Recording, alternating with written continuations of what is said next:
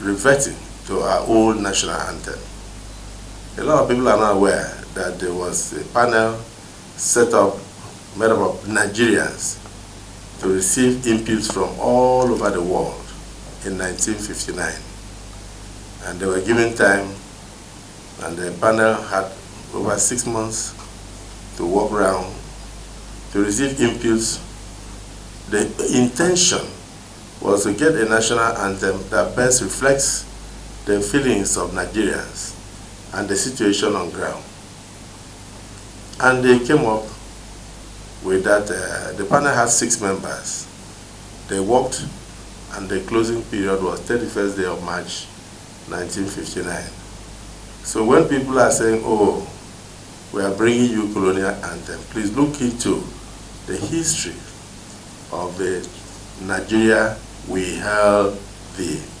Every citizen of Nigeria at independence was ecstatic that yes, indeed, we have got our own country. We've got our own independence. And so they held the emergence of Nigeria. Then they went further to describe the situation on ground, looking at the north, the south. After the amalgamation in 1914, they found out that we spoke different languages, different dialects, and so they included that though tongues and tribes may differ, in brotherhood we stand. If we kept to that national anthem, we probably would not have banditry today in Nigeria. Because if you take your neighbor as your brother, you will not want to kill your brother, would you? If you take your neighbor as your brother, you will not want to go into the farm to behead your brother. So in brotherhood we stand. And it ended with a prayer. O God of creation, grant this our one request. Help us to build a nation where no man is oppressed. That prayer is as relevant today as it was relevant on 1st of October 1960, when Nigeria had independence. So I want to congratulate all Nigerians, congratulate President Bola Ahmed Tinubu, GCFR, for assenting. And this is the first time that the Parliament had decided to codify the national anthem. There was no law codifying the national anthem. This is the first time any Parliament in this country has decided to codify the national anthem. It's now compulsory for all to regard each other as brother and sister. And it's important that we also include the most relevant element, calling on God to help us and help our government so that we can rule and run a nation where no tribe, no citizen feels oppressed, giving opportunity to all. In peace and unity, Nigeria shall be blessed. And that is the same blessing that I extend today to the DG, the management of the earth.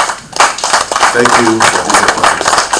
Distinguished Senator Opeyemi Bamidele, the Minority Whip of the Senate, Distinguished Senator Ositango, the Chairman of the Senate Committee on Banking, my brother Senator Abiru, Distinguished Senate Chairman on NDDC, Senator Asugwa, the young Shagru, the DG of NILS, Professor Abubakar Suleiman, the management staff, I would say ladies and gentlemen,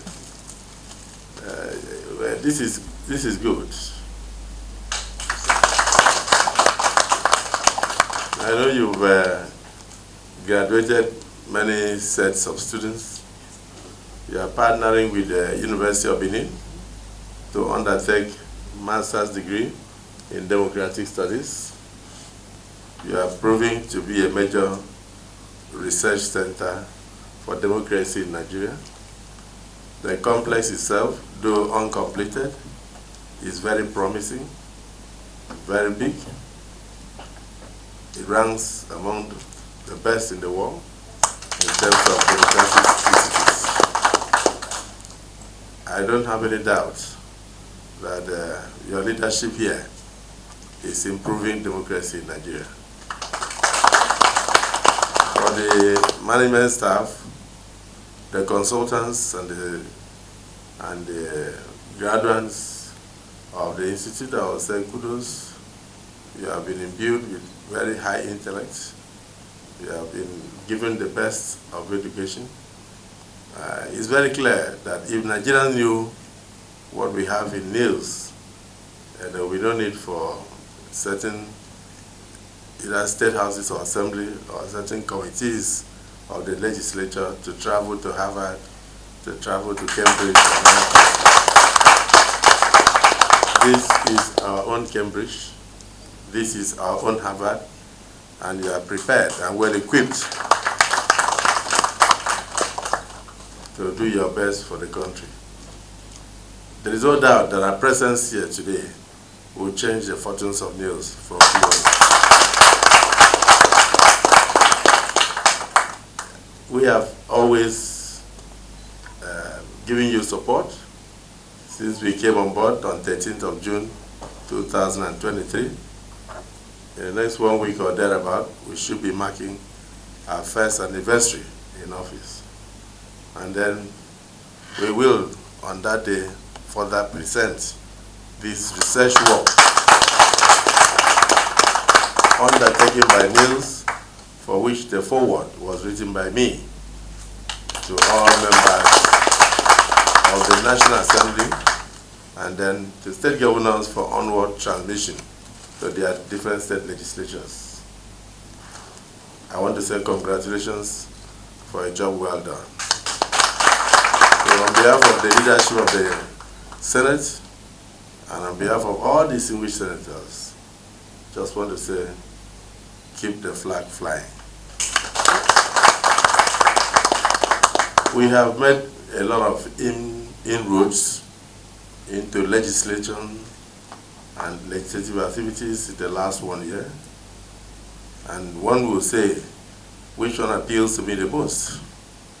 And I'll say, well, the law, the bill that was sent to us by President Bola Ahmed Tinubu on students' loans and scholarship program to enable Nigerian vulnerable students, the less privileged, to obtain higher education, which we worked on and passed in collaboration with the House of Representatives in record time and assented to by Mr. President, and money voted and made available.